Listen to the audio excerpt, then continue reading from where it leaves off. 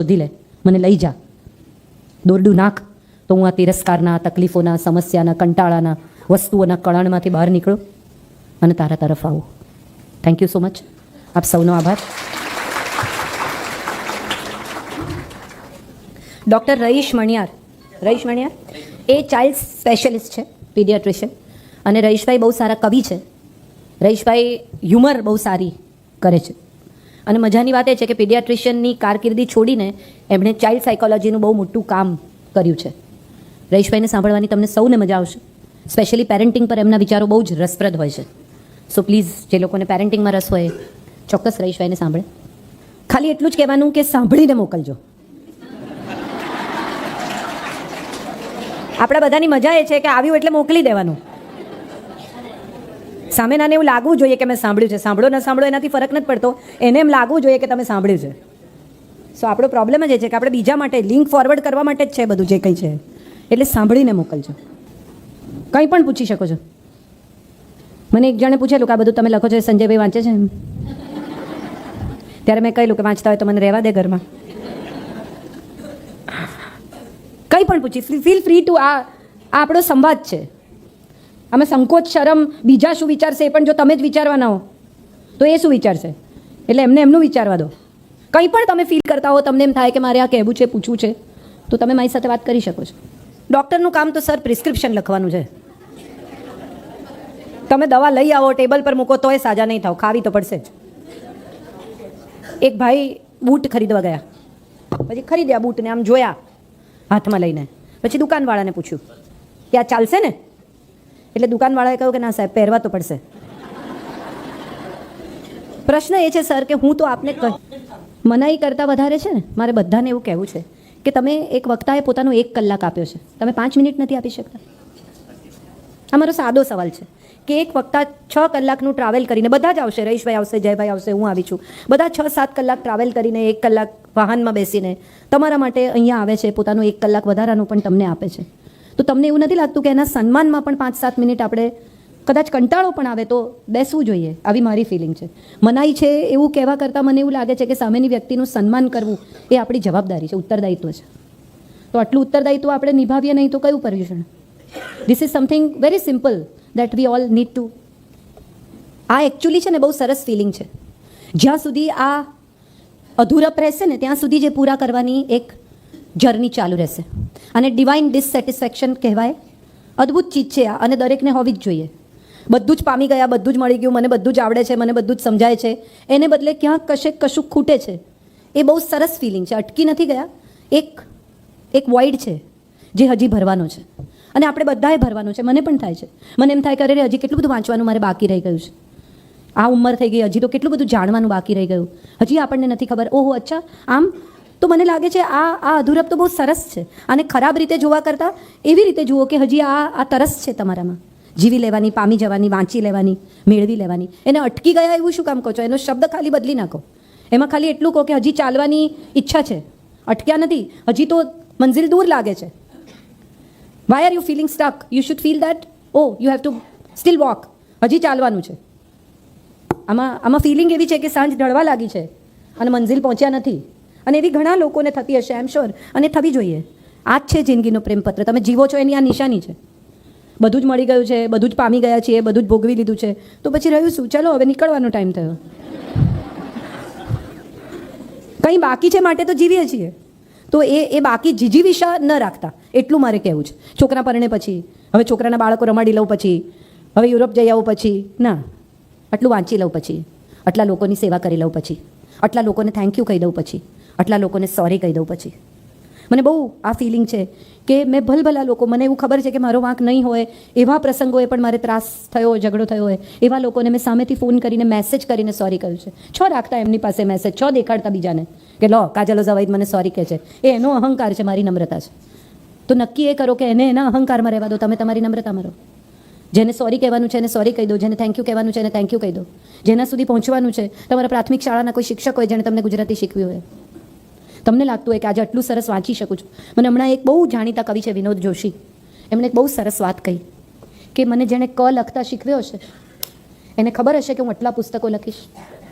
ખરેખર તો શરૂઆત ક થી જ થઈ ને. જેણે મને ક ઘૂંટાવ્યો હશે એનો હું જેટલો આભાર માનું એટલો ઓછો છે. એ જીવતા હશે કે નહીં, હશે કે નહીં, તો મને એવું થાય કે એ બધા લોકોનો આભાર માનવાની ઈચ્છા તો સરસ ફિલિંગ છે બેન. એને અટકી ગયા એવું કહેવાને બદલે એવું કહો કે એ બાકી રહી ગયાની લાગણી છે જે મારે પૂરું કરવું છે. એ ઋણ છે, એ આપવાનું છે, એ લેવાનું છે, આ કર્મ પૂરા કરવાના છે. તો એ કર્મ પૂરા કરવાની ફિલિંગ તો સરસ છે, એમાં કંઈ ખરાબ નથી. એને શું કામ જુદી રીતે જુઓ છો? એટલે ફિલિંગ એવી છે કે હવે ઓછો સમય બચ્યો છે. હજી તો કેટલું કરવું છે અને ટાઈમ ઓછો છે.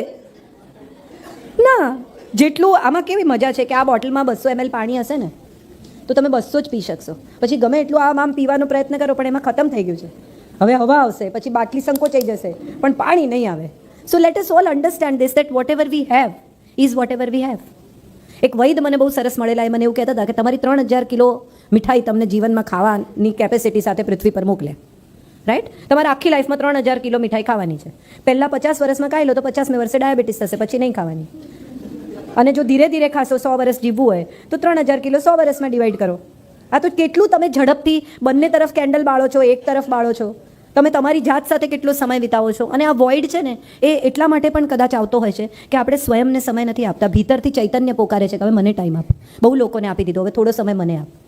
આ કદાચ આપણે નથી કરતા, ચૂપ નથી રહી શકતા. હું કેટલા બધા લોકોને, તમે ટ્રેનમાં પ્રવાસ કર્યો છે બધાએ, વંદે ભારતમાં કે દિવસની ટ્રેનમાં, દરેક માણસ મોટા અવાજે ફોન પર વાત કરે, રીલ ચાલુ કરે, 3-4 જણા એક સાથે જુદા જુદા રીલ જોતા હોય. એવો વિચાર પણ ન કરે કે આજુબાજુમાં જે લોકો સવારે 6 વાગે ટ્રેનમાં બેઠા છે એને શું છે. માત્ર ઇયરફોન સાંભળવાના છે. બસ મારે એ કહેવું છે કે જિંદગી છે ને તમારી સાથે સંવાદ કરતી હોય ને ત્યારે ઇયરફોન પહેરો, કારણ કે આ પર્સનલ સંવાદ છે, બીજા માટે નથી. આ સંવાદ તમારો અને જિંદગીનો છે.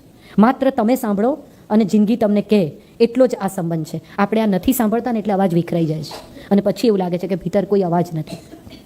અવાજ તો છે પણ બહારના ઘોંઘાટમાં દબાઈ જાય છે. એ ઘોંઘાટને શાંત કરી નાખો, તમે ઇયરફોન પહેરો તો માત્ર તમે અને જિંદગી એટલો જ સંવાદ થશે. According to me this is also one of the ways to look at life. It's between you and life, it's not nobody else. And if we don't do that તો હું માનું છું પછી ક્યાંક કશું ખૂટ્યાની લાગણી બરકરાર રહેશે. જી એક જ સેકન્ડ. હાજી.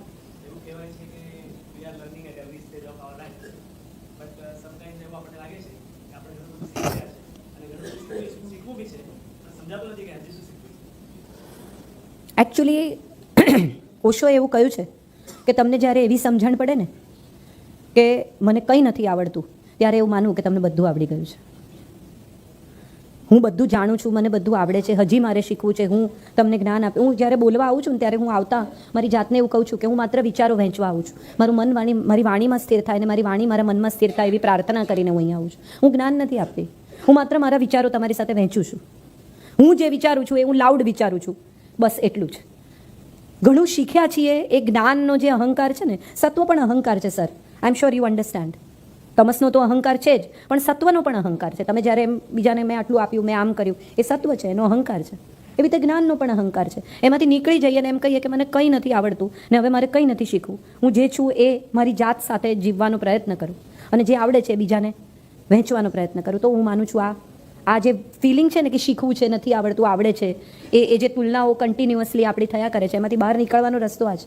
હું વાંચીને સૌથી પહેલો વિચાર જ એ કરું છું કે અરે આજથી 5000 વર્ષ પહેલાં કઠોપનિષદ લખાઈ ગયું. આ વિચાર મને આજે આવે એનો કોઈ મહત્વ નથી. 5000 વર્ષ પહેલાં ઓલરેડી કોઈકે કરી નાખ્યું છે. So if I talk today doesn't matter. It has been done, it has been said, it has been lived, it has been through. So આપણે તો આ ધરતી પર જે કંઈ થઈ ગયું છે ને એના માત્ર ઇતિહાસના પગલાં તપાસવા જ આવ્યા છીએ. આપણે કોઈ ઇતિહાસ તો ક્રિએટ કરી શક્યા જ નથી, જે સૌથી અનફોર્ચ્યુનેટ વાત છે આપણા યુગની, કે આપણે કોઈ ઇતિહાસ ક્રિએટ કરી શક્યા નથી. આપણે માત્ર વીતી ગયેલા યુગોના પગલાં જ તપાસીએ છીએ. આપણા સમયમાં એવું શું મહાન થઈ ગયું કે જેને માટે આવનારી પેઢીઓ આપણને યાદ કરશે? કશું નથી થયું, કંઈ નથી થયું. ના, તમારી વાત સાચી છે. મારા દીકરાએ મને એકવાર કહ્યું હતું કે પરમની મમ્મી એને કોઈ દિવસ વળતી નથી. ત્યારે મેં એને કહ્યું હતું કે તને રાખશે પરમની મમ્મી તો હું આપી દઉં, લઈ જા. આમાં શું છે સમસ્યા સર? છોકરાઓને તો પછી લાગે છે, પહેલાં પેરેન્ટ્સને લાગે છે. આ વાત આપણે માનીએ કે ન માનીએ, પણ પહેલાં આપણે અધૂરપની લાગણીમાં છીએ. 5મા ધોરણમાં ભણતું બાળક આવીને તમને કહે કે મારે મોબાઈલ જોઈએ છે, તો તમારી પાસે 1 કલાક હોવો જોઈએ બેસીને એની સાથે વાત કરવા માટે કે શેને માટે જોઈએ, તારા મોબાઈલના ઉપયોગો શું, તને મોબાઈલ કેમ જોઈએ, મારી બહેનપણી પાસે છે માટે. તો એનો જવાબ એ છે કે તારી બેનપણી પાસે તારા જેવા પેરેન્ટ્સ નથી, હું તને 1 કલાક આપું છું, એના મા બાપ નથી આપતા. તારી બેનપણી પાસે આવા દાદા દાદી નથી, તારી બેનપણી પાસે આ નથી, તારી પાસે છે. એને મૂલ્ય શીખવો, જીવનનું, લોકોનું, સંબંધોનું, પ્રેમનું. આ વસ્તુઓની સરખામણી છે ને એમને તો પછી થાય છે, પહેલાં આપણને થાય છે. કયો મોબાઈલ તમે આ ફોલ્ડ વાપરે છે, અરે ફોલ્ડ નવો લીધો, અરે વાહ. તમે એને 15 દિવસે મળ્યા છો પણ તમારું ધ્યાન એના ફોનમાં વધારે છે. તમને મળતા દરેક લોકોના બ્રાન્ડ્સ તમે પહેલાં ચેક કરો છો. વર્સાચેના ચશ્મા કાઢે તો તમને અરે યાર માણસ સારો લાગે છે. કયો બેલ્ટ, કયા શૂઝ, કયું વોલેટ, એના ઉપર જ આપણે માણસને જજ કરીએ છીએ. ભીતર તમે ગાડી લેવા જાઓ તો ગાડીની બોડી જોઈને ગાડી નક્કી કરો છો કે મશીન જોઈને? તો ફીચર્સ શું છે એનું? મશીન છે, મશીન ભીતર છે. આપણે માણસને બહારની બોડીથી લઈ લઈએ છીએ, દેખાય છે ચકાચક, અંદર શું છે ખબર નથી.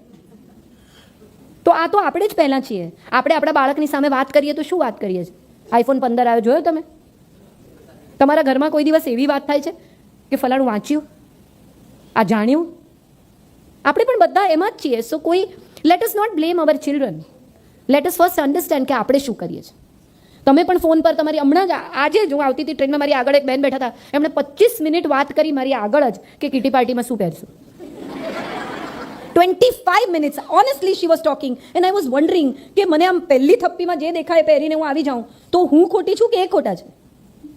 એમ I trying to be modest in my own way? અને આ ફેશન, બહારનો દેખાવ નકામો છે કે કામનો છે? આ સવાલ આપણને ઊભો કરી દે એવું જગત આપણી આજુબાજુ ધીમે ધીમે રચાવા લાગ્યું છે.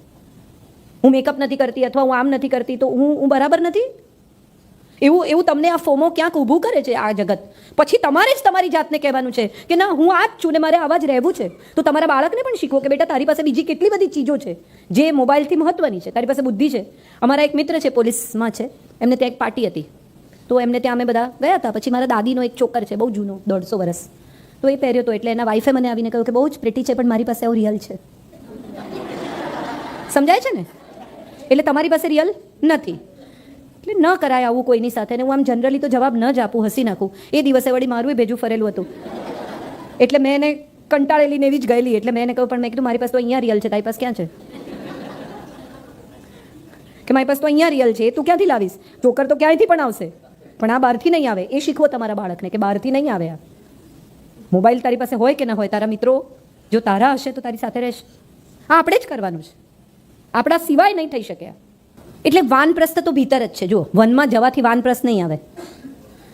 હવે તો બધા રિઝોર્ટ બનાવીને વનમાં જાય છે, ફાર્મ હાઉસમાં શાકભાજી ઉગાડે.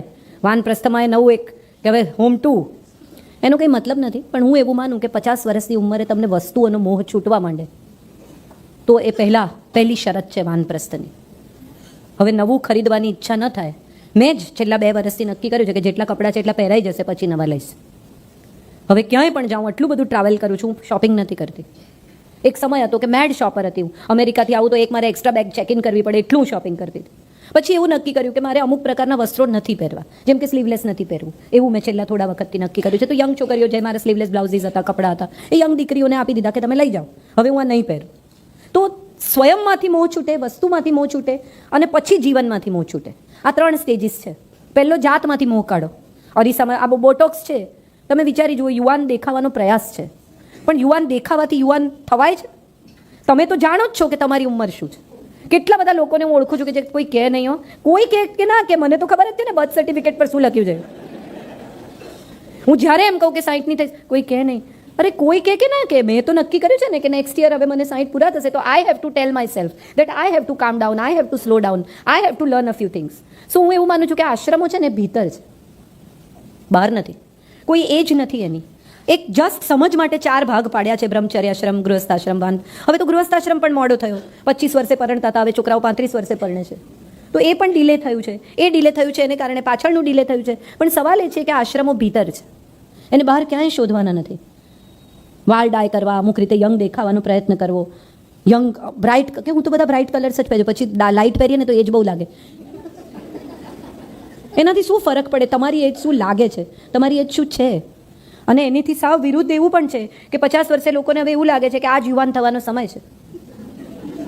આખી જિંદગી તો અમે બહુ મજૂરી કરી, ચાલ જીવી લે. બધા આમ ફોટા પડા. મને એમ થાય અરે હોય ભાઈ, પેટ તો બહાર આવે છે. એટલે આ પણ એક ફિલિંગ છે હવે સ્ત્રીઓને પણ એવી લાગણી, આખી જિંદગી અમે મજૂરી કરી, હવે અમે નહીં કરીએ, અમે આમ કરીશું. દરેક વખતે ઉંમરનો ગ્રેસ સ્વીકારવો એ કુદરતની સામે હથિયાર ફેંકી દેવાની એક પ્રવૃત્તિ છે. અને મને એવું લાગે છે કે કુદરતની સામે હથિયાર ઉઠાવવાને એ સાવ બેકારની પ્રવૃત્તિ છે. મારી જે ઉંમર છે એ પ્રમાણે હું વર્તું તો જ હું સારી લાગું અને તો જ મને સન્માન મળે. બર્નાર્ડ શો નામના એક બહુ જાણીતા લેખક એક દિવસ બાર્બરની દુકાનમાં ગયા અને એમણે જઈને પૂછ્યું કે do you have anything four grey hair? તમારી પાસે ગ્રે હેર માટે કંઈ છે? અને ત્યારે બાર્બરે કહ્યું કે yes sir, lot of respect. એટલે આ 50 વર્ષ સુધી ધોળા કરીને 50 મિનિટમાં કાળા કરવાની રમત ન કરો, એવી મારી માન્યતા છે. ધીરે ધીરે આવતી ઉંમરને સ્વીકારવી એ જ કુદરત સાથેનું સાયુજ્ય છે. આશ્રમ ભીતર છે, બહાર ક્યાંય નથી. 50ને બદલે 60 તમે વાનપ્રસ્થ સ્વીકારો. અને મોટાભાગના લોકો, જે લોકો બિઝનેસમાં છે, એ લોકોને ખબર હશે કે એમના છોકરાઓ એક ઉંમરે પપ્પાને એમ કે હવે ઘેર રહો. એટલા માટે નહીં કે તમારી ઉંમર થઈ છે, થાકો છો, એટલા માટે કે તમે બહુ લોહી પીઓ છો. એટલે હવે તમે ઘેર રહો, આરામ કરો. એની કહેવાની રીત જુદી છે, મુદ્દો આ જ છે. સાસુને બહુ કે મમ્મી હવે તમે બસ, તમે રેસ્ટ. કારણ કે સાસુ આવીને પાસ્તામાં ગરમ મસાલો નાખે, પેલી બિચારી માંડ બનાવતી હોય. કરવા દો બધાને પોતપોતાની રીતે પોતપોતાના જીવનને સંભાળી લેવા દો અને તમે ધીરે ધીરે વિડ્રો થાવ, એની જ મજા છે. લહેર પાછી જતી હોય ને એનું પણ એક બ્યુટી છે. જો લહેર પાછી જ નહીં જાય ને તો નવું મોજું નહીં આવે. એટલે ધીરે ધીરે લહેરને પાછી જતા શીખવવું ને એ પણ જીવનની એક કળા છે. અને મને એવું લાગે છે કે પાછી જતી લહેરની સુંદરતા એ આવનારા મોજાનું ભવિષ્ય છે. આપણે બધાએ સ્વીકારવું જોઈએ કે વાનપ્રસ્થમાં પ્રવેશીએ તો બોટોક્સ લઈને આમ બધું ટાઈટ કે આ બધી અમુક એક્ટ્રેસને જોઈએ તો એમ થાય કેવી રૂપાળી હતી, એણે શું કરી નાખ્યું એની જાતને. એને બદલે એવી જ શર્મિલાજીને જુઓ, વૈદાજીને જુઓ, તમને એમ થાય કે એમની સુંદરતા અકબંધ છે અને ઉંમર સાથેની સુંદરતા છે. ભીતર ને બહાર બંને કુદરતની સામે ઝૂકી જવું ને એ આપણો ધર્મ છે. Thank you so much.